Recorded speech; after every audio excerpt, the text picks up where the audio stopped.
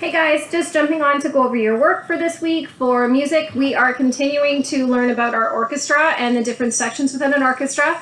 Last week we worked on our woodwind section, and this week we are going to work on the brass section, which for us together is going to be looking at instruments like a trumpet, trombone, a tuba, let me make sure I'm not getting anything wrong, oh, and a French horn, okay? There are some other instruments within the brass family, like a cornet, which is basically just a smaller version of a trumpet, which is the same as when we were talking about a flute and a piccolo. So a flute and a piccolo look pretty much the same. The piccolo is smaller, and when it's a smaller instrument, it has a higher sound, okay? And there's a bugle, which means that, again, it has a little bit of a different sound from a trumpet, but it looks similar, but it doesn't have the keypads for you to be able to press down to create separate notes. You have to make those notes with the placement of your mouth within the mouthpiece, which is the fancy word for it is called an embouchure.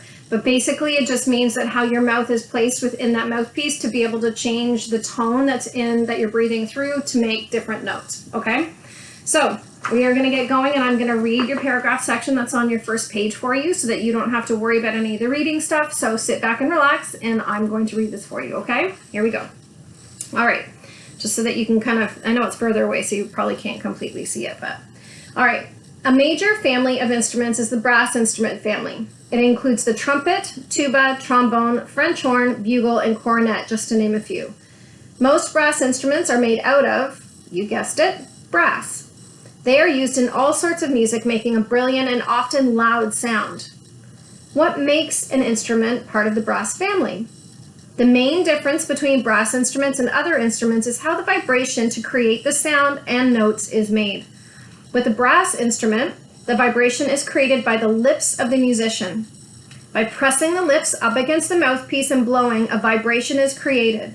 The rest of the horn helps to amplify, which means make it louder, the noise, and create different notes.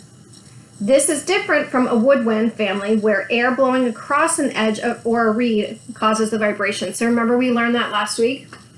Our clarinet and our oboe and our bassoon have a reed, and our flute, you blow the air across it. Okay, so the difference this week when we're learning about the brass family is that you play through a mouthpiece. So you're looking at a larger mouthpiece like this for a tuba. This would be for a trumpet. This would be probably for a cornet, which is a smaller trumpet, right? And French horn. Or actually, sorry, tuba's probably, not tuba, sorry, trombone is probably that one as well, okay? So when we're looking at these instruments, you can see with the trombone, it has a slide. So the slide moves up and down to be able to create those different notes. When you're looking at a French horn, a trumpet, and a tuba, they all have keypads. A tuba and a trumpet both look the same. They have keypads. There's just 3 of them that you can press, that when you press them either by themselves or in combination will make different note sounds. For a French horn, there are keys that are there, but they're push keys. So when you hold your French horn, you're going like this to create the sound. You have 3 of them, okay? When you're playing a trumpet, you have a little finger hole and your hands go like this. Your French horn, you almost kind of pull it towards you, okay? So this week, we are going to have, again, some listening activities so that you can hear what those specific instruments sound like, okay? Our goal is that so later on, when we're back together and we're at school again, we can sit and listen to a piece of music played by an orchestra, and we can listen and say, okay, what instrument is playing right now? And for me, I can look at them and I can know what instrument it is, but I like being able to know when I'm listening to it, what type of instrument it is, because it helps to train my ear. It helps to make my ear stronger, and it helps me recognize those sounds, okay? So that's why I'm going through this bit by bit so that you can see all of the different sounds, and then we will put them together. It's kind of too much to put just all of it together at once, okay? So this week you are going to have the same style of worksheet that you had last week, because I don't want you to have to kind of go through and learn a different worksheet for a similar activity every week, okay? But we have 3 different instruments that we're looking at. So this week you guys have a trumpet. Remember when we talked about that? It has the keypads, 3 of them that go up and down or in combination. Then you have a tuba, which again has keypads, okay? And then a trombone, which you slide to create the sound, okay? So these are the items that we are filling out on these pages together, okay? You are going to tell me the piece of music that you listen to. As usual, I want you to have some choice in what you're listening to. I have included at least 2 choices for you underneath this video on the YouTube page, okay? So what I do every week is to make sure that you can see everything really easily and not have to search through that big, huge playlist that we've had since we've been doing at-home learning. I always take the new week and put it up at the very top of the playlist, so you don't have to search anywhere else to try and find it, okay? You will have 2 selections that you can choose from, so I need you to tell me what you listen to, okay?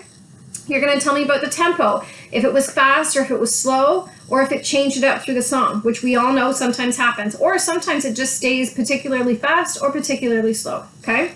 The same thing with the mood. You have some choices here. And you know what? Say you decided that you didn't really like any of those choices and you wanted to write something of your own down. Go right ahead. Doesn't bother me at all. That tells me that you are using critical thinking skills, that you are really listening to the piece of music and you want to communicate to me how it made you feel. And I love hearing those things. So again, if there's an item in here that you don't really, there isn't one that you really like, then write one down for me. Totally fine, okay?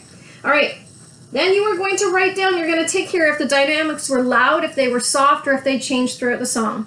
Usually they do change throughout the song.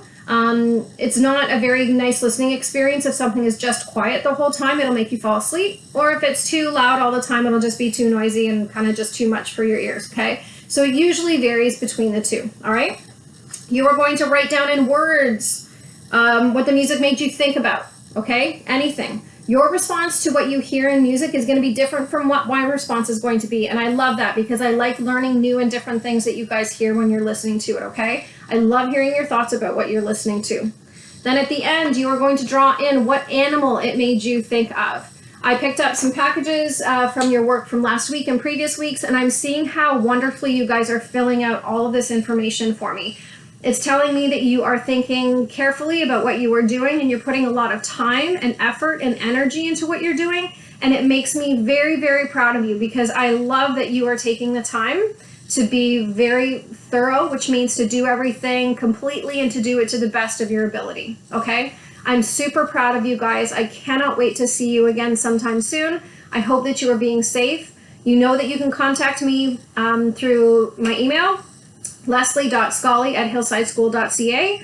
You can also send me a message on the Hillside Facebook page. I love questions. Do not feel bad if you need to ask me a question. You can also send me a question on Google Classroom. I've had a few of you that have gone ahead and done that with me, and I love it. Don't ever feel like you cannot send me a message. I will do my best to get back to you as soon as I can. And then even if you don't understand what I'm sending you back, send me another question, okay? I'm here to help you. I'm here to help you learn. Anything that you need, just let me know, okay? I hope that you have a great week. I cannot wait to see you again very soon. Please stay safe and have a good week. Bye.